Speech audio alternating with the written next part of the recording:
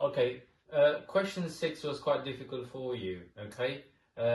This question is about drawing a scale diagram. So how do you approach this question? A scale diagram, the very first mark that will be given in the exam would be for choosing the correct scale. In here we've got a 3 Newton force being added to a 4 Newton force, right? The best scale you should be choosing right now is 1 centimeter represents 1 Newton. And why is that? Well, it's simply because then your diagram is not going to be too small, it's not going to be too big. So you choose a scale that will fit on that piece of paper and it doesn't go beyond that paper. And it's not too small that would lead to a lot of errors. Okay, so let's add these two vectors together. And there's a rule to follow here. When you add vectors, they need to flow in the same direction. So if I start off with that 4 Newton, I'll be taking my ruler and I'll be measuring 4 centimeters. And for me, right, I can't really do that on the board. So that's, let's say 1, 2, 3, 4, a straight line. That's my 4 Newton force. I need to label it. A vector has direction, so you need to make sure that you've shown the arrow. Now that 3 Newton force needs to flow, right? So the way to do that is you've got to translate that 3 Newton and send it here. Have you actually changed that vector? No, you haven't, because it's still pointing in that same direction. And you've also kept that 90 degrees the same. Now obviously you're going to measure 1, 2, 3, and then you're going to label this as your 3 Newton force. How do you then draw your resultant force? The resultant force is not a new force.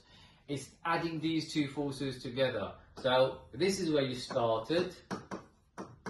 This is where you finish. The resultant is always start to finish in a straight line.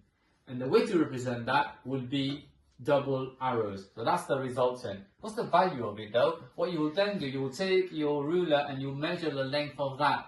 And most of you will get that in the region of 5, maybe 5.1, maybe 5.2, or maybe 4.9, give or take. Because this is by construction and will lead, there will be inaccuracies. Okay, so let's say my answer became 5 centimeters. That would be 5 Newton. That would be the 3 marks scored there. However, we could go a step up. If in the exam the end asks you to write the direction, what you can do, you can then use your protractor and you can measure this angle. I don't know what that's going to be, maybe 37 or 53 based on that. And you'll write the direction, right, using the form of bearing, or you could say that it makes 53 degrees with a 5 Newton force. Okay, question B. So let's go to question B now. Question B.